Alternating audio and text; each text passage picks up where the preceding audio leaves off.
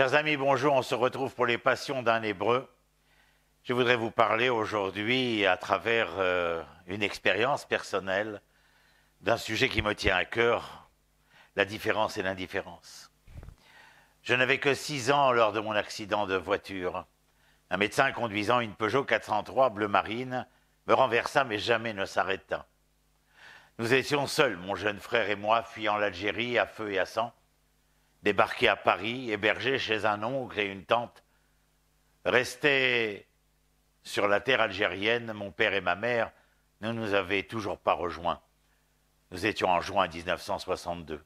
Je les attendais. Étendus à même le sol, blessés, ne pouvant bouger.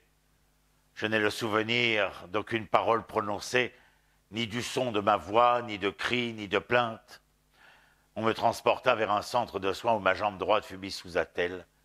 J'étais transi de peur, figé dans le silence. Très certainement traumatisé parce que je venais de vivre, je me sentais seul, très seul, sans la chaleur rassurante de ma mère, le regard bienveillant de mon père. Ils arrivèrent quelques jours plus tard, leurs larmes me firent beaucoup de bien. Je n'étais plus seul, ils s'inquiétaient, ils prenaient grand soin de l'enfant que j'étais. Allais-je remarcher ? Pourrais-je normalement gambader ? Resterait-il des séquelles ? Je les entendais chuchoter à mon sujet, mais je ne m'en faisais guère, ils étaient là. J'avais confiance, le reste importait peu. Les spécialistes ont diagnostiqué et statué, si je voulais remarcher normalement, je devrais porter des chaussures et semelles orthopédiques pendant 6 ou 7 ans. À l'école, cela affecta bien entendu ma mobilité. Non seulement ma pleine et entière participation aux cours de gymnastique, mais surtout pendant les récréations avec mes camarades de classe également. Marcher difficilement, avoir à chausser toute la journée été comme hiver, de tels godillots, la douleur même de ma jambe, tout cela n'a pas été le plus dur à vivre. C'était relatif. À l'accident lui-même, j'avais presque un regard, à l'âge de 6 ans, 7 ans, pragmatique. Le plus pénible, mes amis,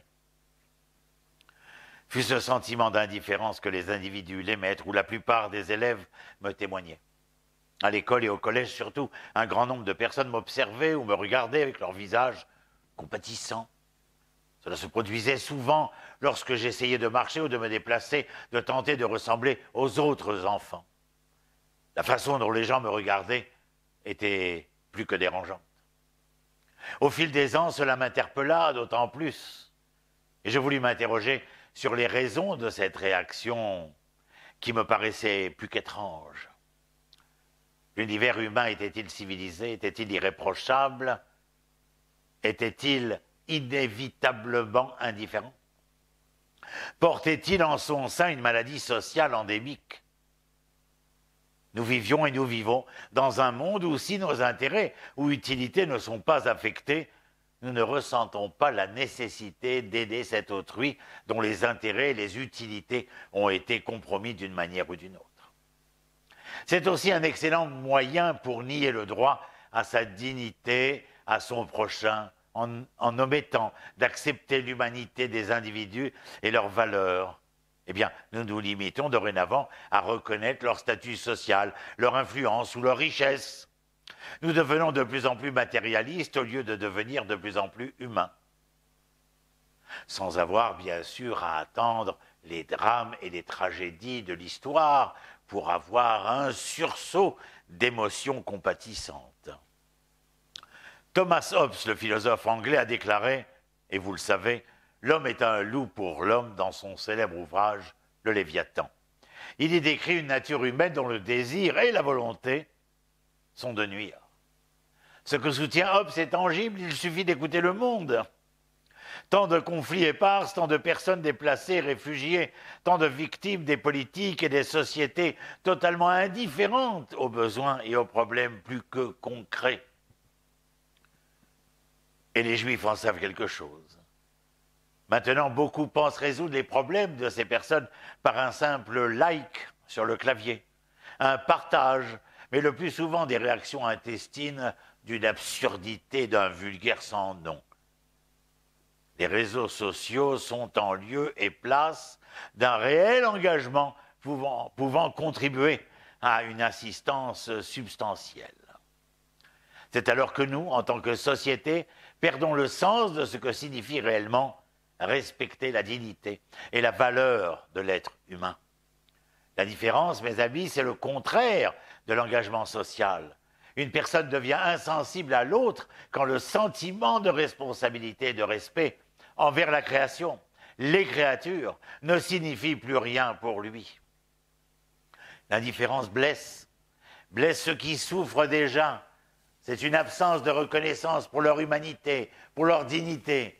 La personne est réduite au rang d'objet car le sujet maître de la relation décide délibérément de ne point la considérer. Des conséquences alarmantes alors sont à prévoir, tant sur le plan sociétal qu'humain. Car l'événement, mes amis, est exponentiel, visible et ressenti partout, sans exception. La sollicitude implique un vouloir, un regain d'intérêt ou une curiosité quant à ce qui se passe autour de nous. La bienveillance pour autrui est beaucoup plus complexe que cela. Parfois, je suis ému car séduit par une personne ou bien par une chose. À d'autres moments, je choisis la déférence et favorise ainsi l'harmonie. Sommes-nous indifférents car nous sommes surchargés, n'est-ce pas? Surchargés de tâches, préoccupés par la famille, agressés par l'environnement. Oh, je n'ai pas eu le temps de vous appeler, je n'ai pas eu le temps de vous rencontrer, je n'ai pas eu le temps de créer ce dialogo, cette rencontre avec l'autre. Je suis débordé. Débordé. Il se noie. Sommes-nous tout simplement abusés, puérils et malséants pour ne point nous intéresser au prochain, à cet autre, éloigné de mon périmètre visuel, loin des yeux, loin du cœur? Celui-ci se périme instantanément auprès de mon cœur, comme je viens de citer. Au temps présent, apostrophe de l'existence, mes semblables se mettent souvent à l'écart et jamais ne décèlent ce présent. Entendez présent, le temps conjugué, mais aussi le cadeau. Le visible s'estompe, le sensible se tarit, mes amis. L'indifférent récurrent s'installe et le cocon devient source d'inertie. J'ai trouvé chez le commentateur français du XIe siècle, Rachy, un propos tout à fait probant. L'indifférence signifie l'acte physique de cacher à nos yeux, ne pas vouloir voir la souffrance présente dans le monde. Il est difficile de faire face aux innombrables luttes, certes, sévissant autour de nous, d'intervenir sur l'ensemble des terrains où l'injustice frappe, surtout quand nous ne savons comment réagir. Toutefois, même si nous ne pouvons pas agir à ce moment-là, Rachy nous rappelle à l'ordre, ne jamais fermer les yeux sur l'humanité des personnes qui sûrement nous observent, certainement nous attendent comme tout homme.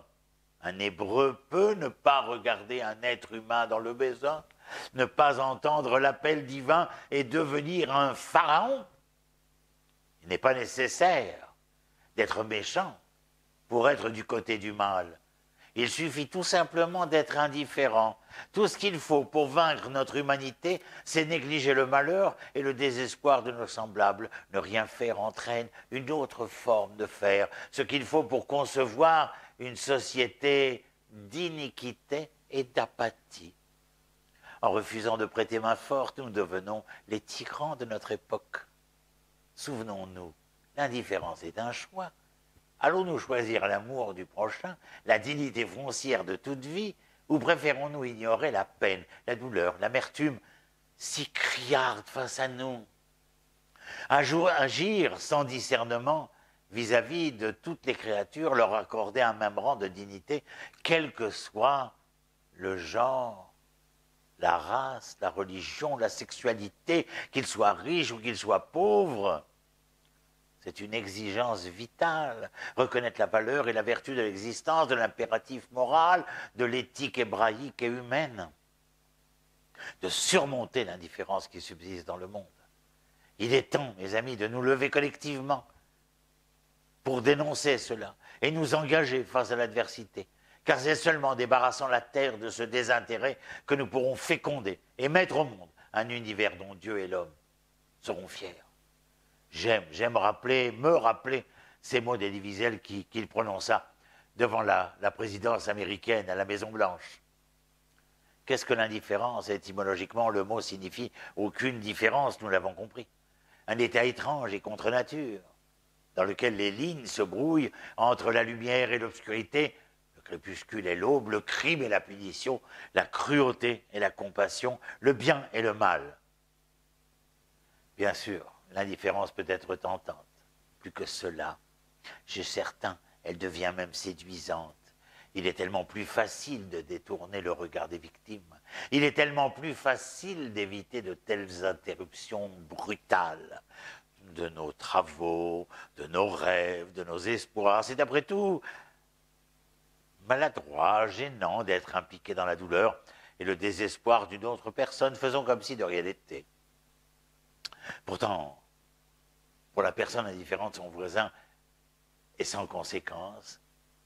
Et par conséquent, leur vie n'a pas de sens, leur angoisse cachée, ou même visible et sans intérêt. L'indifférence réduit l'autre à une abstraction.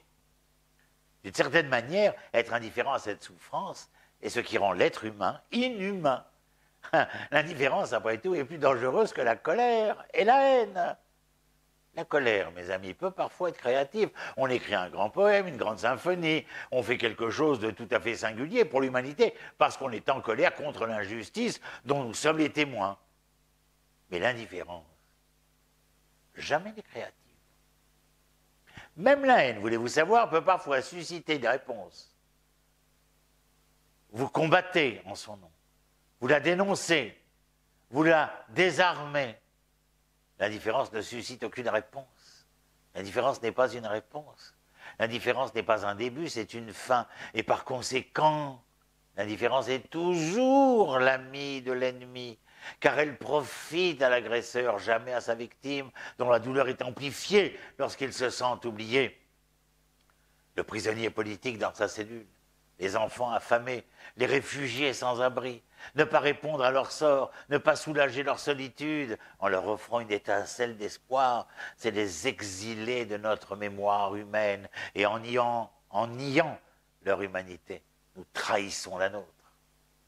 Essayons de construire une société de personnes capables de vivre dans le respect de la dignité humaine et ainsi, peut-être, faire preuve de solidarité les uns envers les autres. Nous devons guérir cette maladie de l'indifférence et commencer à donner, à tendre l'oreille, ajuster le regard et considérer l'autre comme le reflet de moi-même, comme le reflet de soi-même. Ne sommes-nous pas tous nés égaux, malgré nos différences, porteurs de valeurs universelles, multicolores, rêveurs d'amour incommensurable, de justice juste? Enfin, nous devons remercier la vie. L'indifférence n'est donc pas seulement une faute, c'est un crime et un châtiment, comme disait ce célèbre philosophe danois. J'en ai terminé pour aujourd'hui. Je continue à être prière pour que nos blessés de guerre guérissent et retrouvent un semblant de vie normale. Je compatis, je partage la douleur et la souffrance de toutes ces familles dont le père, le frère ou l'enfant est tombé au combat afin de nous permettre à nous tous ici de pouvoir vivre ces instants, mais aussi d'envisager, de pouvoir continuer à être et devenir. Je vous souhaite comme d'habitude le mieux et le meilleur et je vous dis shalom et à très bientôt. Shalom, shalom.